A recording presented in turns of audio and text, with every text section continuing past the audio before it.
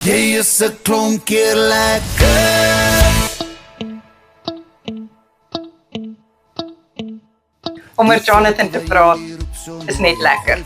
Want Jonathan laat my al vir jare lank lag as mens vir hom kyk. Ek sien julle almal ook. As mens vir Jonathan kyk, dan glimlag jy. Hierdie man is altyd reg om te stry.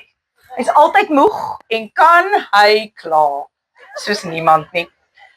Maar onder daardie fasade skuil 'n lang lummel wat tog verras. Betroubaar, altyd by die skool. En Jonathan weet nogal iets van alles. Toe hy klein was, het hy so 'n rooi lap gehad wat hy om sy nek gebind het. En dan was hy Superman. Nou wat hom eendag besiel het, weet niemand nie, maar Superman het die rooi lap aan die brand gesteek. Gelukkig was pa Erik byderhand om 'n absolute tragedie te voorkom. Ai Jonathan, stel as 'n Superman, mag jy hoog vlieg en mag die vlamme van die lewe jou nooit skaad nie. Jonathan Kluter met gestel. Ek voel 'n bietjie roekeloos. Ek is al lank al lus vir 'n aand uit. Speel vir my daai Eden of Jay.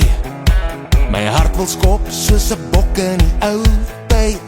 Vanaand vat ek dit als wat ek kry. En ek is rower as 'n leeu. Ek beloof dit.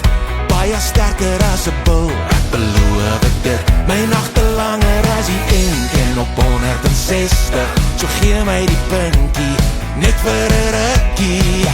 Ek voel 'n bietjie roekeloos. Gee my medisyne wat my hart kan troos. En as ek die kamer lees, wys ek jou dat jy kan bietjie roekeloos wees.